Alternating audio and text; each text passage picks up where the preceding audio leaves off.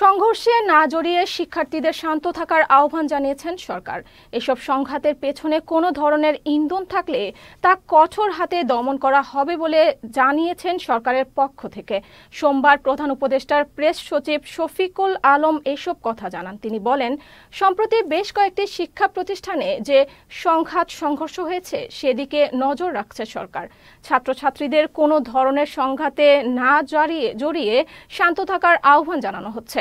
সোমবার রাজধানীর যাত্রাবাড়ী এলাকায় শহীদ সোহরাওয়ার্দী কলেজ, কবি নজরুল কলেজ ও ডক্টর মাহবুবুর রহমান মোল্লা কলেজের শিক্ষার্থীদের মধ্যে ধাওয়া ও সংঘর্ষের ঘটনা ঘটে। এর আগে রোববার রাতে বাংলাদেশ ইউনিভার্সিটি অফ টেক্সটাইল ও ঢাকা পলিটেকনিক ইনস্টিটিউটের শিক্ষার্থীদের মধ্যে সংঘর্ষের ঘটনা ঘটে।